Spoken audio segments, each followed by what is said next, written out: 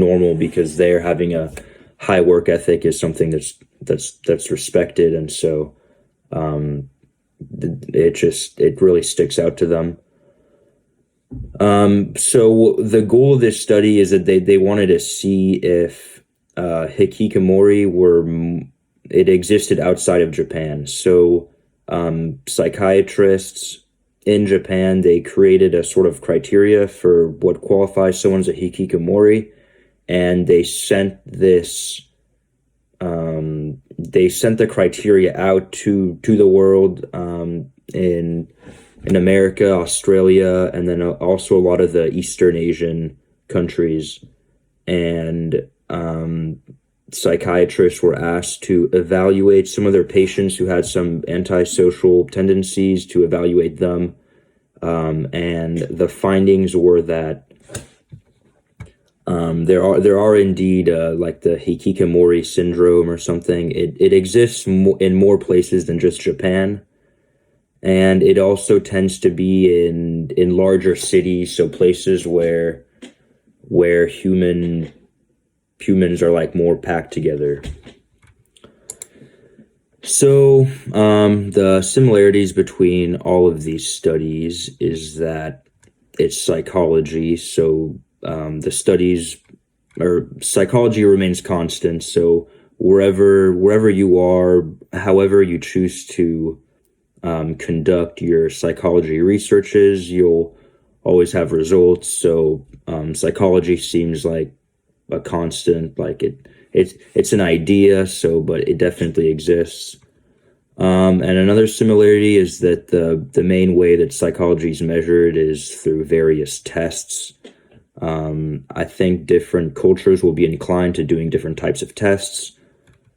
But I mean, that's actually a difference. So the similarities is, I feel like there's actually a lot more differences than there are similarities,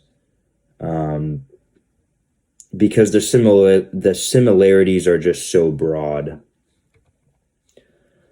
So with the differences is that there's so many different types of tests, as I said in the previous point, and similarities.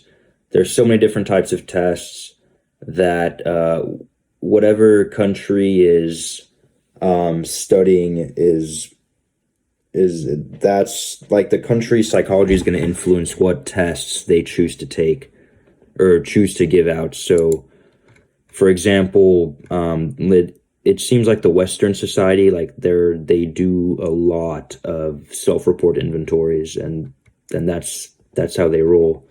And so with Japan, this is actually evaluation by the psychiatrist. It's not the patient filling out something about themselves, which, tying back into class, is Japan's more of a collectivist society. So it would make sense that they choose to evaluate people themselves instead of individualist society, where people ask people to interpret themselves, because that's a more individualistic idea.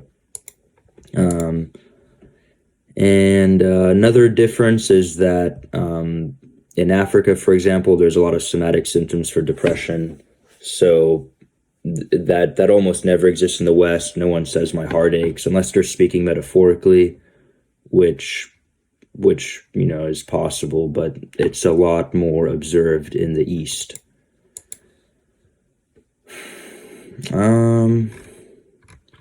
Yeah, that about covers everything.